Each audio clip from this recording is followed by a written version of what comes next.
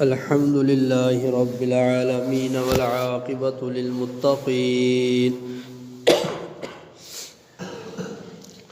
والصلاة والسلام على سيد الأنبياء والمرسلين وعلى آله وأصحابه أجمعين.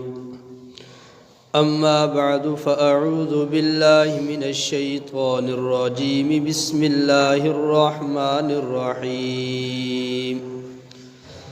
وقيل للذين اتقوا ماذا أنزل ربكم قالوا خيرا للذين أحسنوا في هذه الدنيا حسنة ولدار الآخرة خير وَلَنِعْمَ دَارُ الْمُتَّقِينَ. صدق اللہ العظیم. اللہم صل علی سیدنا و مولانا محمد وعلى آل سیدنا و مولانا محمد وبارک وسلم. بسم اللہ الرحمن الرحیم. وقیل اور کہا گیا للذین ان لوگوں کو اتقوا جو اپنے رب سے ڈرتے ہیں ماذا انزل ربکم کیا اتارا تمہارے رب نے قالوا انہوں نے کہا خیراً خیر نازل کی ہے للذین ان لوگوں کے لیے احسنوا جنہوں نے نیکی کی بھلائی کی فی ہادہ الدنیا اس دنیا میں حسنۃ بھلائی ہے ولدار الآخرہ اور البتہ آخرت کا گھر خیر بہت ہی بہتر ہے ولنعم اور البتہ اچھا ہے دار المتقین متقیوں پرہیزگاروں کا گھر. گزشتہ آیات میں اللہ تعالیٰ نے گناہ گار نافرمان متکبر لوگ جو کفر شرک میں ڈوبے ہوئے ہیں ان کا ذکر کیا تھا اور ان کا نتیجہ بھی بیان کیا تھا.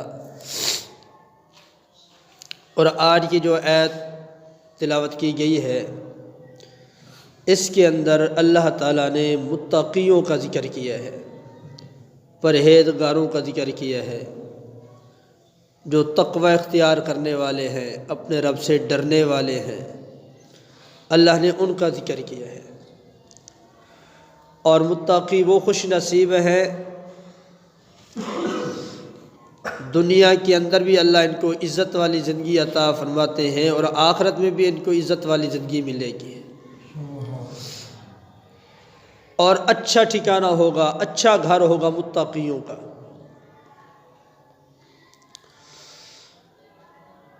فرمایا جو تقوی اختیار کرتا ہے متقی پرہیزگار اللہ سے ڈرتا ہے تو اللہ رب العالمین ان کو ایسا مقام عطا فرماتے ہیں. خود قرآن میں اللہ تعالیٰ فرماتے ہیں وَلَوْ أَنَّ أَهْلَ الْقُرَىٰ آمَنُوا وَاتَّقَوْا لَفَتَحْنَا عَلَيْهِمْ بَرَكَاتٍ مِّنَ السَّمَاءِ وَالْأَرْضِ. اگر یہ بستی والے ایمان لے آئیں اور تقوی اختیار کریں اللہ سے ڈریں تو اللہ تعالیٰ ان کے لیے آسمانوں سے بھی اور زمین سے بھی برکتوں کے دروازے کھول دیں گے. آسمانوں سے بھی اللہ تعالیٰ برکتیں اتاریں گے اور زمین سے بھی اللہ تعالیٰ برکتیں عطا فرمائیں گے. جس طرح پہلے میں نے عرض کیا تھا کہ اللہ نے دو چیزوں کو ملایا تو انسان بنا روح اور جسم.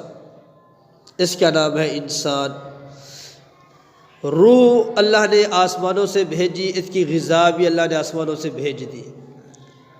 وہ کتاب اللہ ہے اللہ کے قرآن کی تلاوت یہ روح کی غذا ہے اللہ کا ذکر یہ روح کی غذا ہے درود پاک یہ روح کی غذا ہے ذکر اذکار کرنا یہ روح کی غذا ہے، اچھے بول بولنا یہ روح کی غذا ہے، اللہ کی تعریف کرنا یہ روح کی غذا ہے، نبی کی تعریف کرنا یہ روح کی غذا ہے، اچھی باتیں کرنا یہ روح کی غذا ہے۔ تو اللہ نے روح کی غذا کو اوپر سے نازل کیا ہے، اور جسم کو اللہ نے مٹی سے پیدا کیا، اور اس کی خوراک بھی اللہ نے مٹی میں رکھ دی۔ اور کتنی خوراکیں ہیں جو اللہ زمین سے ہمارے لیے نکال رہے ہیں، اور فرمایا کہ دنیا میں بھی تقوی والوں کے فائدے ہیں، اور مرنے کے بعد بھی ان کو تقوی کام آئے گا، قبر میں بھی کام آئے گا، حشر میں بھی کام آئے گا، پل صراط میں بھی کام آئے گا۔ فرمایا قیامت والے دن جو دنیا کی محبت رکھنے والے ہوں گے وہ ایک دوسرے کے دشمن ہو جائیں گے، کوئی کسی کا نہیں ہوگا، کوئی کسی کے کام نہیں آئے گا،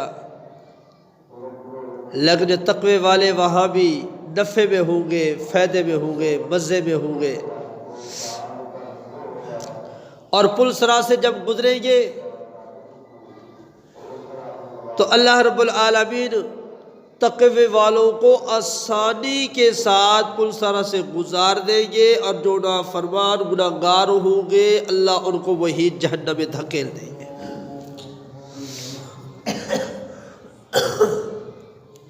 اور تقوی کے بہت بڑے فائدے ہیں۔ فرمایا وَمَن يَتَّقِ اللَّهَ يَجْعَل لَّهُ مَخْرَجًا، جو تقوی اختیار کرتے ہیں اللہ تعالیٰ ان کو مصیبتوں سے نکال دیتے ہیں۔ اب جو اللہ نے فرمایا مخرجا، نکال دیتے ہیں، یہ عام ہے، دنیا کی مصیبت ہو تو تقوی والے کو اللہ دنیا کی مصیبتوں سے بھی نکال دیتے ہیں، آخرت کی کوئی مصیبت ہو تو تقوی والوں کو اللہ آخرت کی مصیبتوں سے بھی نکال دیتے ہیں۔ یعنی جو تقوی اختیار کرنے والے ہیں، پرہیزگار ہیں، اللہ سے ڈرنے والے ہیں، تقوی والی زندگی گزارنے والے ہیں، اللہ ان کو دنیا کی مصیبتوں سے بھی محفوظ فرماتے ہیں اور آخرت کی مصیبتوں سے بھی محفوظ فرمائیں گے۔ اور فرمایا وَيَرْزُقُهُ مِنْ حَيْثُ لَا يَحْتَسِبُ، اللہ تعالیٰ تقوی والوں کو وہاں سے رزق دے گا جہاں وہم و گمان بھی نہیں ہوگا، ان کے دل و دماغ میں وہ سوچ بھی نہیں ہوگی، اللہ ایسے عزت والا رزق ان کو عطا فرما دیں گے۔ ایک صحابی رضی اللہ تعالی عنہ نبی پاک صلی اللہ علیہ وآلہ وسلم کی خدمت میں حاضر ہوا، عرض کیا یا رسول اللہ صلی اللہ علیہ وآلہ وسلم، میرے بیٹے کو کافروں نے قید کر لیا ہے۔ رحمت دو عالم صلی اللہ علیہ وآلہ وسلم نے فرمایا تقوی اختیار کرو اور کثرت کے ساتھ لا حول ولا قوت الا باللہ پڑھو۔ تقوی اختیار کرو اور کثرت کے ساتھ لا حول ولا قوت الا باللہ پڑھو۔ اس صحابی نے کثرت کے ساتھ لا حول ولا قوت الا باللہ پڑھا، تقوی اختیار کیا، چند دن گزرے، اس کا بیٹا بھی واپس آ گیا، صرف اکیلا بیٹا نہیں آیا، ایک روایت کے مطابق بکریاں ساتھ لے کر آیا، ایک روایت کے مطابق اونٹ ساتھ لے کر آیا۔ اب باپ نے پوچھا کہ یہ اونٹ یا بکریاں کہاں سے لے کر آیا ہے؟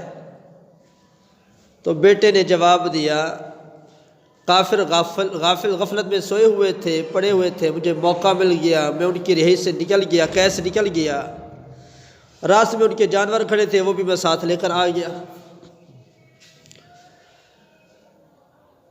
تو صحابی رسول نے نبی پاک صلی اللہ علیہ وسلم کو جا کے یہ بتایا کہ آقا میرا بیٹا بھی آ گیا اور ساتھ اونٹ بھی لے کر آیا ہے، بکریاں ہیں یا اونٹ ہیں؟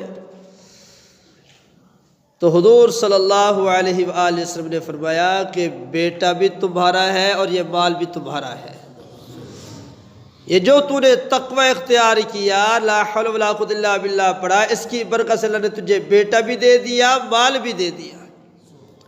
اور وہاں سے اللہ مال دیتے ہیں وہاں وہ گمان بھی نہیں ہوتا۔ جو کافروں کا مال ہوتا ہے وہ مسلمانوں کے لیے مال غنیمت ہوتا ہے۔ جہاد میں جب جہاد کرتے ہیں تو مال مل جائے کافروں کا، وہ مال غنیمت ہے۔ اور اسی طرح ان کی قید میں ہو، جو قید سے بھاگ کر جو ان کا مال لے کر آئے، یہ بھی مال غنیمت ہوتا ہے۔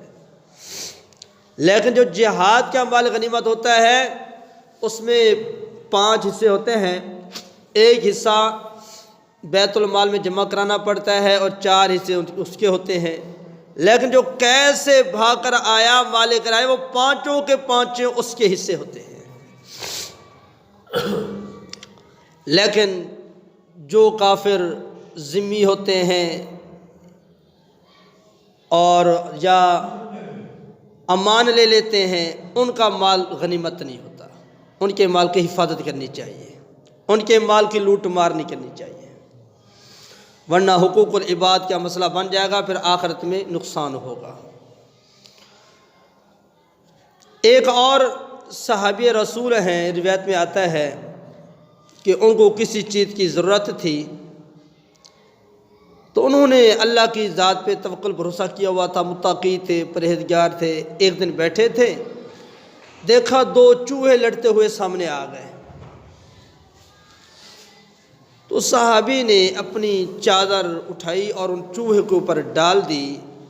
ایک چوہا تو نکل کر بھاگ گیا اور ایک چوہا پھنس گیا۔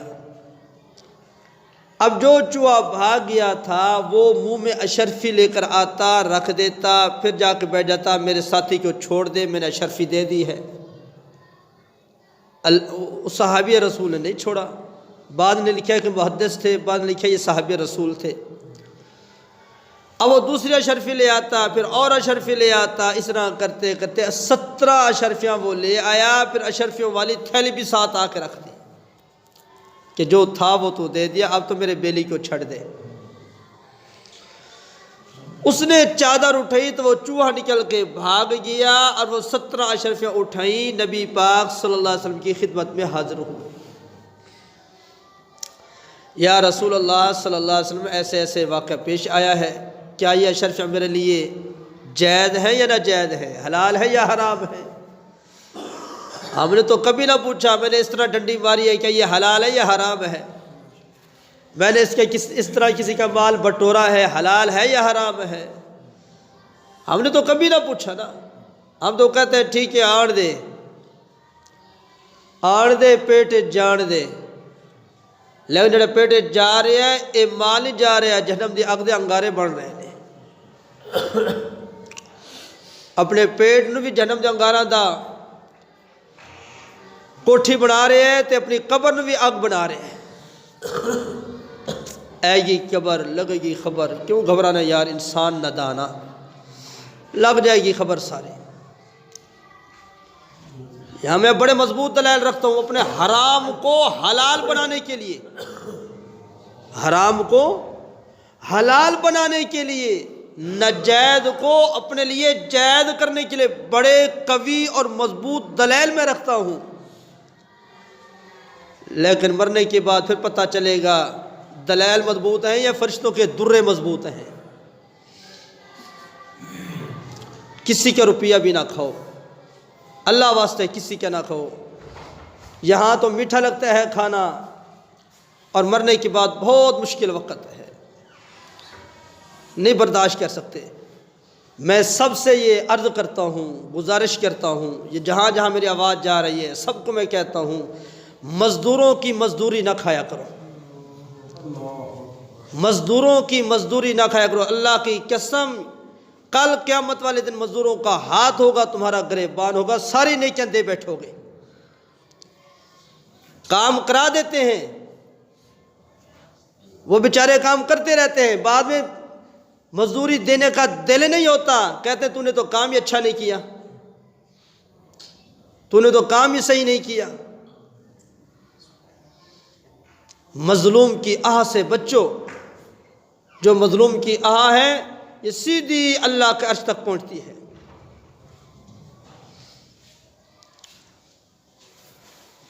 تو فرمایا نبی پاک صلی اللہ علیہ وسلم نے اعط الاجیر قبل ان یجف، مزدور کو اس کی مزدوری دے دو اس کا پسینہ خشک ہونے سے بھی پہلے پہلے۔ اس نے مزدوری کی ہے، کام کیا ہے، اب جو اس کی اجرت بنتی ہے، جو اس کی مزدوری بنتی ہے، اس کا پسینہ خشک ہونے سے پہلے پہلے دے دو۔ کام کرا دیا، یار صبح لے لئی اور کل لے لئی، یار علی ہے کوئی نہیں، تو مردہ بھی ہیں اسی کیوں جا رہے ہیں۔ بھی اگر اس کے ایسے گزارا ہو سکتا تو بیچارہ تیری مزدوری کیوں کرتا؟ اس نے مزدوری ہی اس لیے کی ہے کہ اس کے بھوکے بچے مر رہے ہیں، تجھے کیا پتا بیچارے کے گھر میں کچھ ہے یا نہیں؟ تو آج یہ بہت ظلم ہو رہا ہے، بہت زیادتیاں ہو رہی ہیں۔ کیا مجھے اپنے بچے پیارے لگتے ہیں؟ جو بیچارہ گرمی میں یا سردی میں مزدوری میری کر رہا ہے، اس کے بچے اس کو پیارے نہیں لگتے؟ وہ اپنے بچوں کے لیے سردی نہیں برداشت کر رہا، وہ اپنے بچوں کے لیے گرمی نہیں برداشت کر رہا، پھر سو سو بہانے بناتے ہیں جی ان کی نیت ٹھیک نہیں ہوتی، یہ کام ٹھیک نہیں کرتے۔ نیت تم جانتے ہو یا رب جانتا ہے؟ تم رب بن گئے ہو، خود فیصلے کر لیتے ہو۔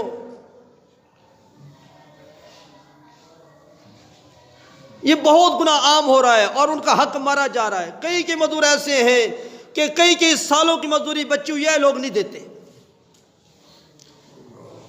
اگر اللہ نے آپ کو کہ 5-7 کلے دیے ہیں، ایکڑ دیے ہیں یا 100 ایکڑ دیے ہیں، جتنا مالدار آپ کو بنایا ہے، اپنے مال سے، اپنے کئی ایکڑ سے، اپنے مربوں سے تمہارا پیٹ نہیں بھرتا، 1000-2000 مزدور کا مارنے سے بھی تمہارا پیٹ نہیں بھرتا۔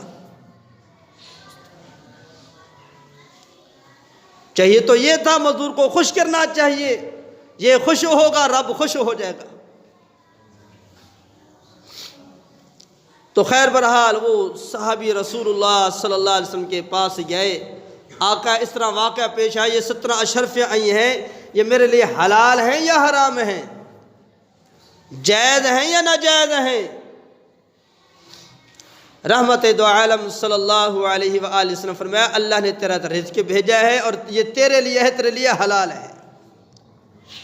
تو عرض کر رہا تھا جو تقوی اختیار کرتا ہے، متقی ہوتا ہے، اپنے رب سے ڈرتا ہے، کسی کے مال پہ ڈاکہ نہیں مارتا، کسی کے ساتھ ہیری پھیری نہیں کرتا، میرے 4 پیسے چلے جائیں کوئی بات نہیں، کسی کا حق میرے پاس نہ ہو، یہ متقی ہے، پرہیزگار ہے، رب سے ڈرنے والا ہے۔ اللہ اس کو وہاں سے رزق دیں گے جو اس کے وہم و گمان میں بھی نہیں ہوگا۔ آج ہم کیوں پریشان ہیں؟ تقوی والی دولت سے محروم ہیں۔ میں اکثر کہتا رہتا ہوں ہماری تو حالت یہ ہے، اوپر لا الہ وچے اور صلاح، اوپر سے تو ہم مومن ہیں اور اندر چھرے مار رہے ہیں۔ یہ اوپر کی مومنیت کام نہیں آئے گی، ڈنڈے لگیں گے، درے لگیں گے، قبر خراب ہوگی، آخرت برباد ہوگی۔ اپنے باہر کو بھی اچھا کریں، اپنے اندر کو بھی اچھا کریں، اپنے دل کو پاک کریں، صاف کریں۔ میرے پیر و مرشد بیان فرما رہے تھے، انہوں نے فرمایا آج جو ہمارے دل ہے نا، یہ ہمارے دل صنم خانہ بن گئے، بت خانہ بن گئے، گند خانہ بن گئے، ہمارے دل گندگیوں سے بھر گئے ہیں۔ جو دل گندگی سے بھرا ہوا ہو اس دل میں تقوی کا نور کیسے آ سکتا ہے؟ اللہ کی تجلیات کیسے آ سکتی ہیں؟ جس گھر میں تصویر ہو، رحمت والے نبی صلی اللہ علیہ وسلم نے فرمایا اس گھر میں رحمت کے فرشتے نہیں آ سکتے۔ جس گھر میں تصویر ہو اس گھر میں رحمت والے فرشتے نہیں آ سکتے۔ میرے بھائیو، جس دل میں گند بھرا ہوا ہو وہاں تقوی کا نور کیسے آ سکتا ہے؟ وہاں اللہ کی محبت کیسے آ سکتی ہے؟ تو ہمیں اپنے دلوں کو پاک کرنے کی ضرورت ہے۔ ہمارا دل حسد سے پاک ہو، بغض سے پاک ہو، کینے سے پاک ہو، عداوت سے پاک ہو، کسی کی دل میں نفرت نہ ہو، ہر ایک نے اپنے دل کو صاف رکھیں۔ جب ہمارے دل صاف ہو جائیں گے، پاک ہو جائیں گے، تقوی کے نور سے مزین ہو جائیں گے، پھر اللہ دنیا کے اندر بھی عزتوں والی زندگی عطا فرمائیں گے، آخرت میں بھی عزتوں والی زندگی عطا فرمائیں گے۔ اللہ رب العالمین سے دعا ہے جو کہا سنا گیا اللہ تعالی ہم سب کو عمل کرنے کی توفیق عطا فرمائے۔